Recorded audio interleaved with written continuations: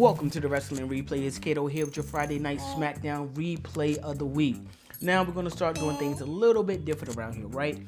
I am going to start jam-packing 2 hours all into 10 minutes. Alright, the show kicks off with Jey Uso and Roman Reigns and the reign being interrupted by Kevin Owens, pretty much putting them on notice saying, hey, I still want the smoke. Matter of fact, I'm going to go to the back right now and figure out a way to make this match happen. Not with you, Roman Reigns, but I want main event Jey Uso tonight.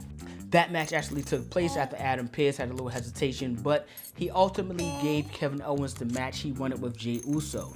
Now, Kevin Owens did manage to get the win over Jey Uso, but he the one that took the beating at the end, got a whipping all through the Thunderdome. He handcuffs Jey Uso onto the top rope and the beatdown began.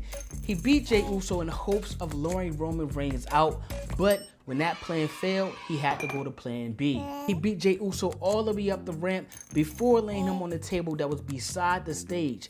As Kevin Owens went to the stage, it looked like he was going to do like a senton or maybe a frog splash to put Jey Uso through that table. That's when the big dog finally appeared and they whipped Kevin Owens from pillar to post, screen to screen, all over the Thunderdome. Yep, that happened. Next, we had Big E. Big E defeated King Corbin in disqualification by Sami Zayn.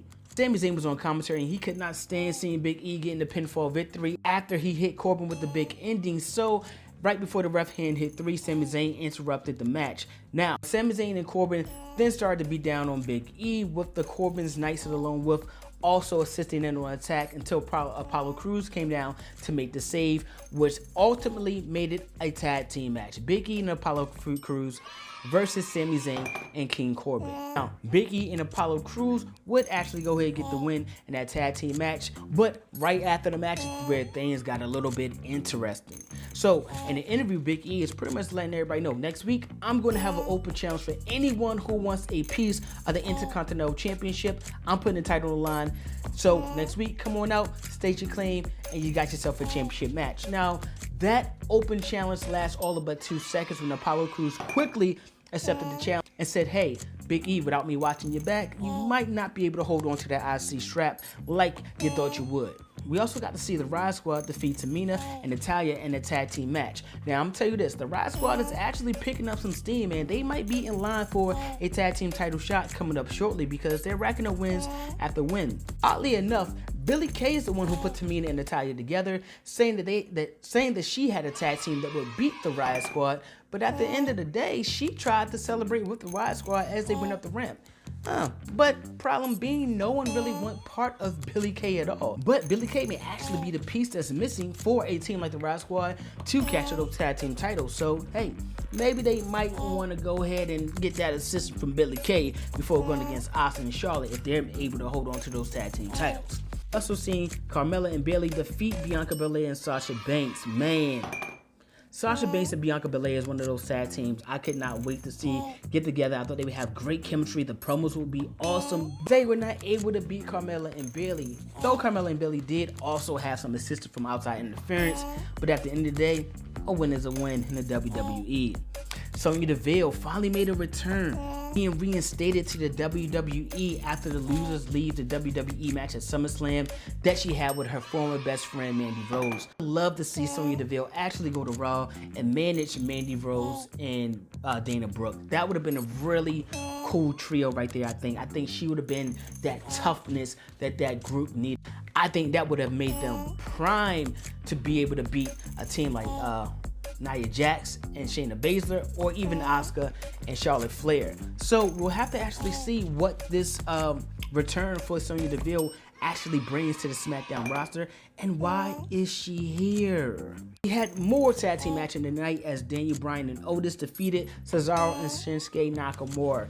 Bryan made Nakamura tap with that label lock, getting the victory for his team. Now everyone is getting ready for the Royal Rumble season. I would have loved to see someone like Daniel Bryan actually team up with Kevin Owens to give him an ally to help fight Roman Reigns and Jey Uso. No one's gonna defeat Roman Reigns if you don't have an ally. You're gonna need some help because Jey Uso is right there in Roman's corner every step of the way, whether Roman wants it or not. So if you don't have an ally, you're pretty much going to get 2 against 1, and this is the best Jey Uso we've seen in a long time. This is probably the best we've ever seen Roman Reigns, so I doubt any one man is going to be able to go out here and get this job done. Now, that was your SmackDown replay of the week. I ran through it all under 10 minutes like I promised you. That's what we're going to do from now on. Every show we're going to make it under 10 minutes, and now let's talk about a segment. That's where we'll really go more in depth with storylines and where we see the shows going and progressing. All right. On another note, we did see WWE actually put together a tribute package for Brody Lee, which I thought that they would do. I said that, check my last video. I thought they would put together a package. I think they honored him very, very well, and that was a cool way for them to do it and allowing AEW to actually get the first crack at things. But back to SmackDown. Now, what do you guys think about next week? Big E and Apollo Crews, man. I don't think Apollo Crews has enough to actually, get over the hump and beat Big E. Not right now. Big E is in a whole nother different zone. He's in a whole nother different level. I think he's actually getting primed up next year for a world title run. So Roman Reigns, if you're still holding that title, Big E coming for you next year, bro. We also got to see this Daniel Bryan and Otis and Chad Gable. Now, I like Daniel Bryan and Chad Gable together. I mean, the pure wrestlers, but Otis? We'll have to see how this little 3 amigo trio kind of work a little bit. I think that'll be interesting. So let me know what you guys think in the comments and the DMs down below. You think Apollo Crews will get over the hump with Big E? What do you guys think about that? Do you think that Kevin Owens has what it takes to get over the hump and beat Roman Reigns, even with Jey Uso still in his corner? And who do you guys predict to win a Royal Rumble this year?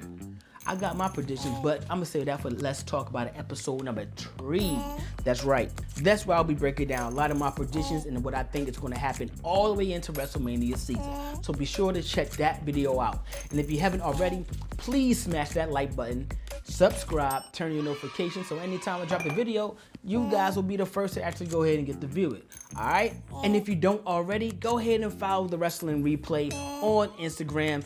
That's the only social media you got right now. Our Twitter, I'm not really as active on it. So go to the Instagram page, go to the YouTube channel, get all the updates, all the information you need. I'm Kato. I'm signing out. Peace.